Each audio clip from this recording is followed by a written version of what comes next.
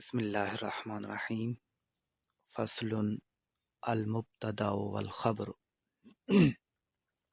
ہما اسمان مجردان عن العوامل اللفظیت احدہما مسند الیہ ویسمى المبتدا والثانی مسند به ویسمى الخبر نحو زید قائم۔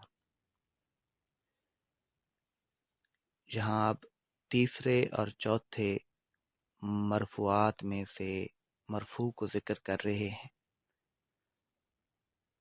پہلے فاعل کو ذکر کیا، پھر مفعول ما لم یسمى فاعلہ کو ذکر کیا، اور اس فصل میں مبتدا اور خبر دونوں کو اکٹھا ذکر کیا۔ اکٹھا اس لیے ذکر کر رہے ہیں کہ یہ دونوں ایک دوسرے کو لازم و ملزوم ہیں، کہ جب مبتدا ہوگا تو اس کے ساتھ خبر بھی لازمی ہوگی، اور خبر وہاں آئے گی جہاں مبتدا ہوگا۔ تو فرمایا المبتدا والخبر ہما اسمان مجردان عن العوامل اللفظیت، یہ دونوں ایسے اسم ہیں جو عوامل لفظیہ سے خالی ہوتے ہیں، یعنی ان پر کوئی لفظی عامل عمل نہیں کر رہا ہوتا۔ لفظی کا مطلب یہ کہ وہ بظاہر لفظوں میں موجود ہو اور جس کا تلفظ کیا جا سکے، یعنی مبتدا اور خبر پر ایسا عامل نہیں ہوتا جس کا تلفظ کیا جائے۔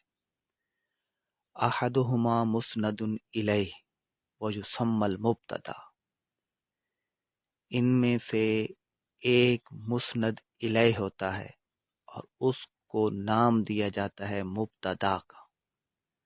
وثانی مسند بہ، اور دوسرا مسند بہ ہوتا ہے ویسمى الخبر، اور اس کو نام دیا جاتا ہے خبر کا۔ یعنی اب یہ دونوں کی تعریف ملا کر کی ہے۔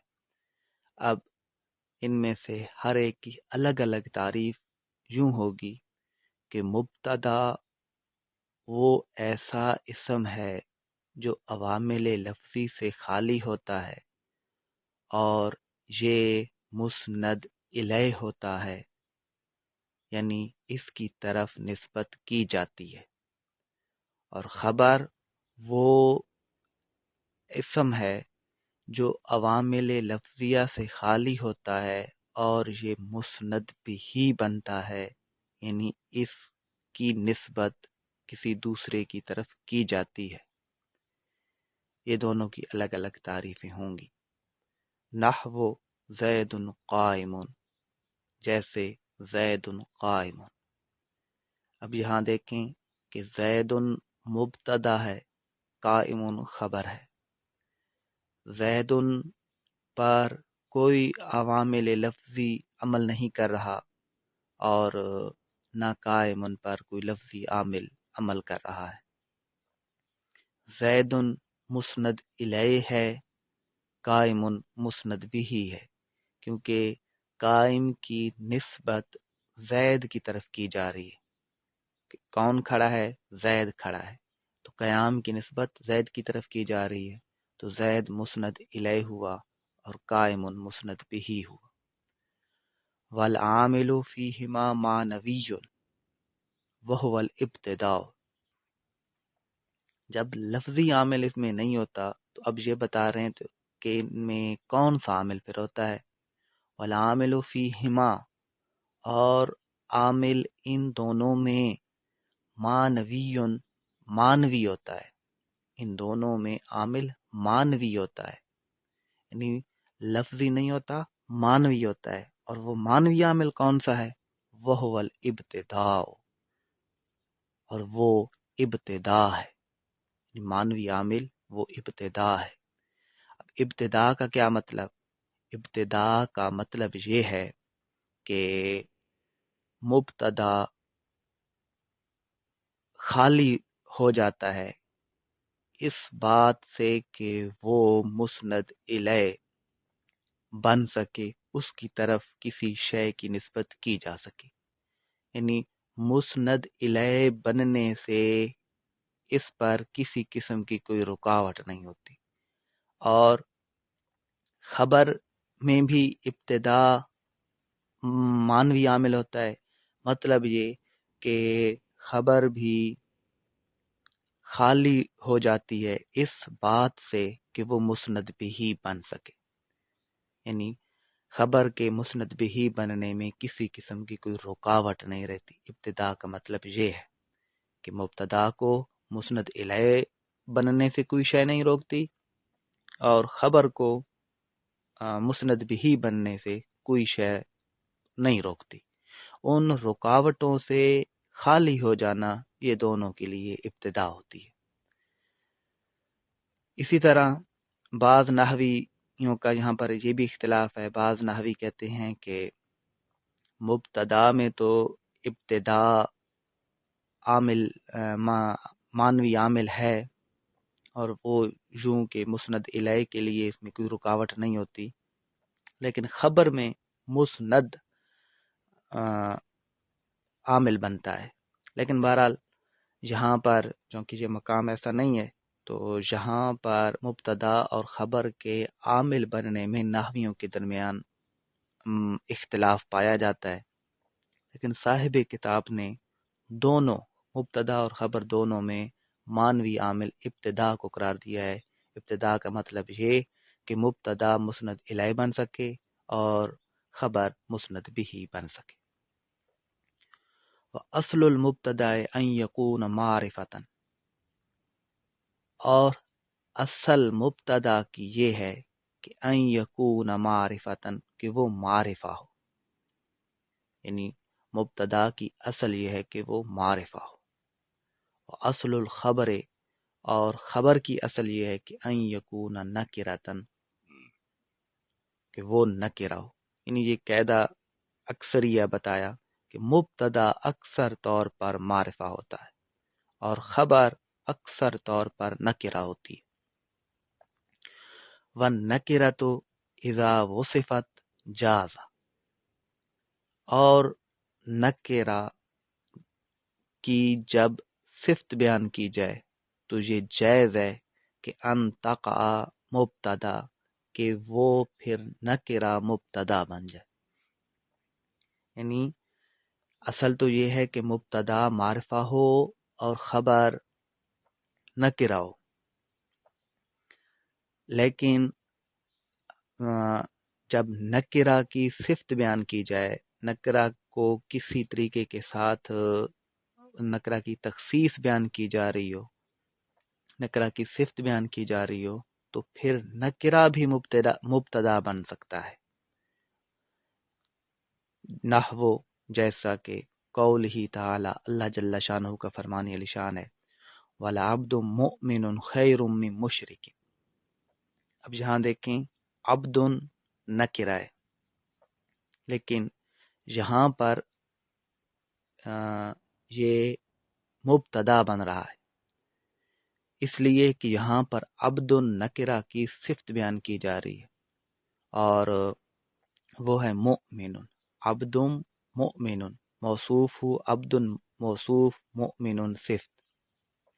اب جب یہ موصوف صفت بنا تو یہ مبتدا بن گیا، یعنی عبد کی جب صفت بیان کی گئی، پہلے عبد نکرہ تھا یعنی عام تھا، کوئی بھی غلام ہو سکتا تھا، جب مومن کی صفت لگا دی تو اب کافر مومن، کافر جو غلام تھا وہ فارغ ہو گیا۔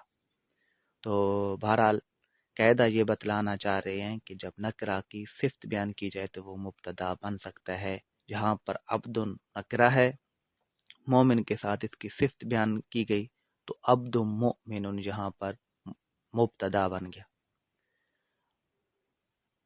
وَكَذَا اِذَا تُخُصِّصَتْ بِوَجْهٍ آخَرَ، اور اسی طرح جب تخصیص کی جائے کسی اور وجہ سے، کسی دوسری وجہ کے ساتھ نکرہ کی اگر تخصیص کی جائے تو بھی وہ مبتدا بن سکتا ہے۔ یعنی ایک تو یہ بتا دیا کہ نکرہ کی جب صفت بیان کی جائے تو وہ مبتدا بن سکتا ہے۔ اب یہاں یہ بتا رہے ہیں کہ نکرہ کی کسی اور وجہ سے بھی اگر تخصیص کر دی جائے، اس کو خاص کر دیا جائے نکرہ کو، تو پھر بھی وہ مبتدا بن سکتا ہے۔ نحو جیسا کہ الرجل فی الدار ام امرأۃ۔ اب جہاں دیکھیں رجل نکرہ ہے لیکن یہ مبتدا بن رہا ہے، اس لیے بن رہا ہے کہ حمزہ استفہام یعنی رجل، حمزہ ایسا حمزہ استفہام جس میں ام آ جائے، جیسے آگے ام پڑا ہوا ہے، تو وہاں پر نکرہ کی تخصیص ہو جاتی ہے کہ جہاں رجلن اور امراتن نکرہ تھے، لیکن حمزہ استفہام کے بعد جس کلام میں ام آ رہا ہو تو وہ علم متکلم میں، یعنی جو بات یہ متکلم کر رہا ہے اس کے علم میں بس یہی ان دو ہی جنسوں کے افراد مراد ہو سکتے ہیں، یا تو مرد ہوگا یعنی الرجل فی الدار ام امرأۃ، کیا گھر میں مرد ہے یا عورت ہے۔ تو اس سے معلوم یہ ہوا کہ متکلم جانتا ہے کہ ان دو ہی میں سے کوئی ایک مراد ہوگا، تو علم متکلم کے طور پر اس میں تخصیص پائی جاتی ہے، یا یوں بھی کہا جا سکتا ہے کہ جس کلام میں حمزہ استفہام کے بعد ام آ جائے وہاں پر تخصیص پیدا ہو جاتی ہے، تو اس تخصیص کی وجہ سے نکرہ کو معرفہ بنایا جا سکتا ہے۔ اب یہاں پر رجلن اور امراتن یہ نکرہ ہیں لیکن مبتدا بن رہے ہیں، اور فی الدار یہ خبر بن رہے ہیں۔ وما احد خیر منک، کوئی ایک بھی تجھ سے بہتر نہیں ہے۔ اب یہاں پر تخصیص کی جو وجہ پائی جاتی ہے وہ یہ کہ احد نکرہ ہے، ما نافیہ ہے۔ اب نکرہ نفی کے تحت جب آ جائے تو اس وقت یہ عموم کا فائدہ دیتا ہے۔ نکرہ تحت نفی عموم کا فائدہ دیتا ہے، اور جب عموم کا فائدہ دے تو وہ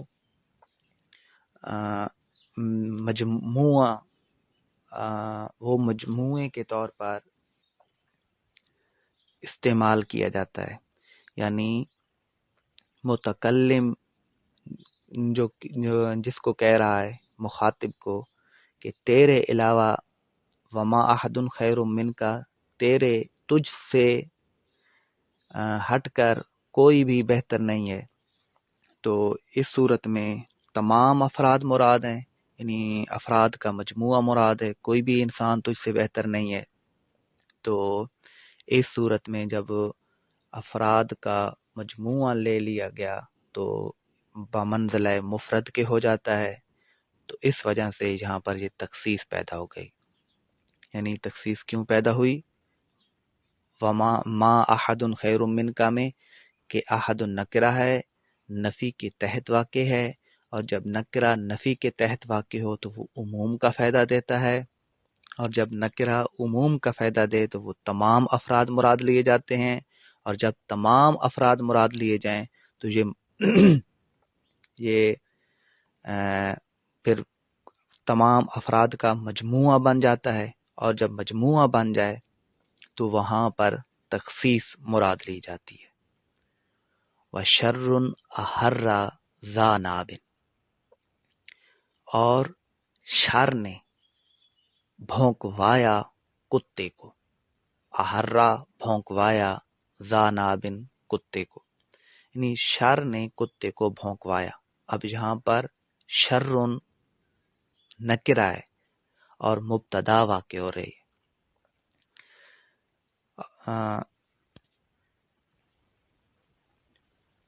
یہاں شرٌ نکرہ ہے لیکن مبتدا بن رہا ہے، اس وجہ سے کہ شرٌ کے بعد شرٌ کی صفت یہاں پر مقدر مانی جاتی ہے، یعنی شر عظیم احر ذاناب، بہت بڑے شر نے کتے کو بھونکوایا۔ تو یہاں پر شرن نکرہ ہے، مبتدا بن رہا ہے، اس لیے کہ اس میں تخصیص پائی جاتی ہے۔ تخصیص کس طرح پائی جاتی ہے؟ تخصیص اس طرح پائی جاتی ہے کہ شرن کی جو صفت ہے عظیم، وہ یہاں پر مقدر مانی جاتی ہے۔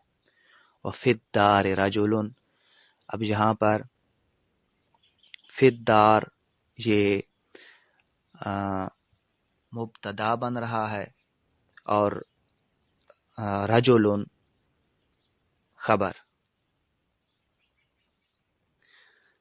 نہیں، بلکہ فی الدار جار مجرور مل کر ظرف مستقر ہو کر ثابت ان کے خبر مقدم بن رہی ہے، اور رجل مبتدا مؤخر بن رہا ہے۔ اب یہاں پر دیکھیں کہ رجل نکرہ ہے اور یہ مبتدا بن رہا ہے۔ اس کی وجہ یہ ہے کہ مبتدا کو مقدم ہونا چاہیے تھا، لیکن یہاں پر مؤخر ہے، اور فی الدار جو کہ خبر ہے اس کو مؤخر ہونا چاہیے تھا، لیکن یہ مقدم ہے۔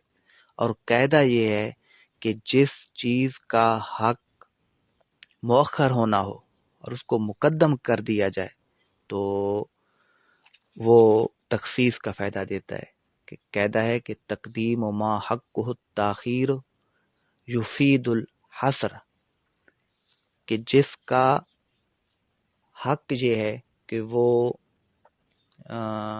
مؤخر ہو اور اس کو مقدم کر دیا جائے تو وہ حصر کا فائدہ دیتا ہے۔